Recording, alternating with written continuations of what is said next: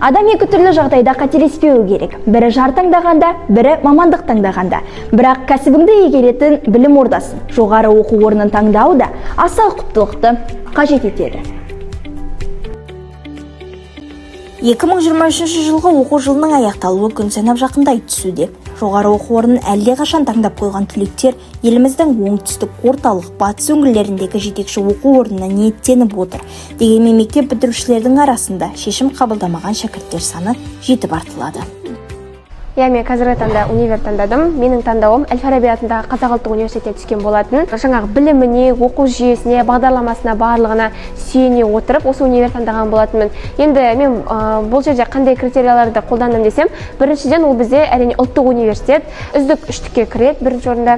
Ал екіншіден ата-анамның ешқандай жаңағы ата-анамның таңдауы емес, өзімнің қалауыммен осы универ таңдаған болатын. Үшіншіден жалпы Әл-Фарабидің қазіргі таңда статусы өте жоғары болып келеді лауазымы, және осы өзінің лауазымының арқасында көптеген шетелдік универлермен алмасып оқу сияқты мүмкіндіктер қарастырылған. Енді мамандықты нақты тоқталмасам да, осы Әл-Фараби универіне түсу дейтін арманым да бар. Жылда түлектердің басым көпшілігінің таңдауы Алматы шаһарына түсетіні баршаға аян. Жастар қаласының сұраныста болуын соңғы деректер дәлелдей түседі. Ұлттық статистика бюросының мәліметінше студенттердің шоғырланған аймағының көшін әсем қала Алматы бастаса, екінші орында шырайлы Шымкент. Үздік үштікті бас қала Астана қорытындылайды. Жастардың бұндай таңдауы тікелей өңірдегі жоғары оқу орнының имиджі мен санына байланысты болса керек. Кезекті статистикалық ақпаратқа сәйкес соңғы 3 жылда 394.197 түлек мектеп бітірсе, жыл сайын соның 20-30% шетелдік жоғары оқу орындарына түседі. Сыртқы істер министрлігінің ресми дерегі бойынша бүгінгі таңда 91 мыңнан астам Қазақстан азаматтары шетелдерде оқып жүр.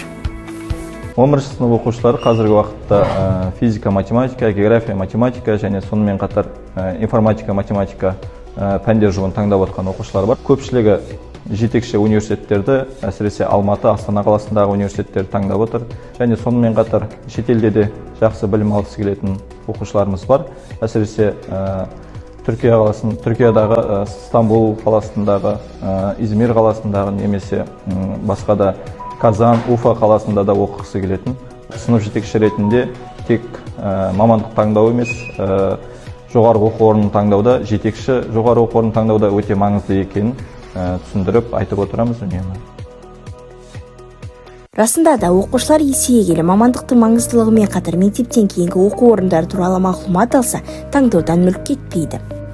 2022 жылдың үздік 10 жоғары оқу орнының тізіміне зер салсақ, көшті Әл-Фараби атындағы Қазақ ұлттық университеті бастайды. Реттілік бойынша екінші орында Гумилев атындағы Евразия ұлттық университеті, үштікте Әуезов атындағы Оңтүстік Қазақстан мемлекеттік университеті және Бөкетов атындағы Қарағанды мемлекеттік университеті орнықты. Кейін Торайғыров атындағы Павлодар мемлекеттік университеті. 5-ші орында Яссауи атындағы Халықаралық Қазақ-Түрік университеті.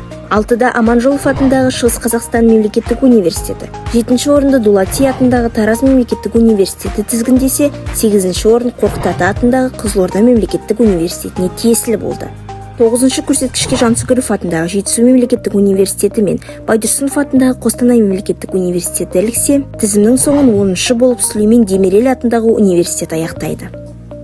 Болашақ студент жоғары оқу орнының рейтингіне сүйене отырып, менің мамандығымды қай университет сапалы оқытады деген сұраққа жауап іздегенің абзал.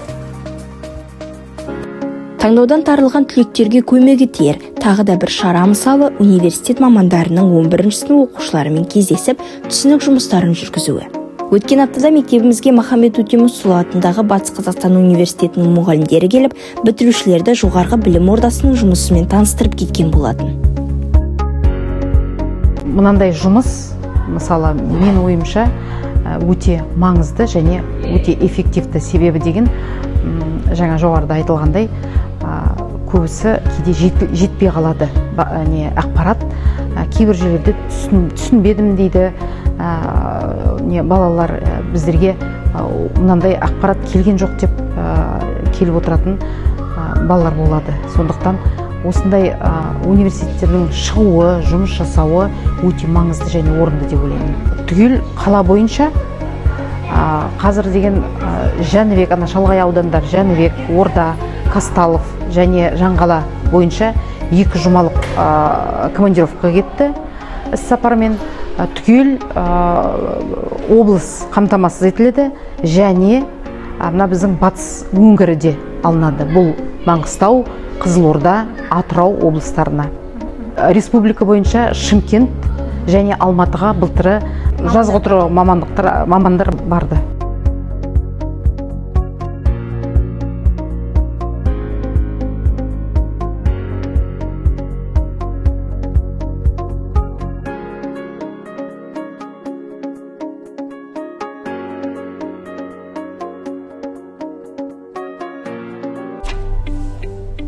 Дарынды жастың қабілетін шыңдайтын ортамен, сапалы білім мекенін жауапкершілікпен таңдайық. Жас түлек есіңде болсын. Оқимын деген жанға кез келген есік ашық. Альбина Болатова, Әмина Үмбетқали, арнайы Мінбер үшін.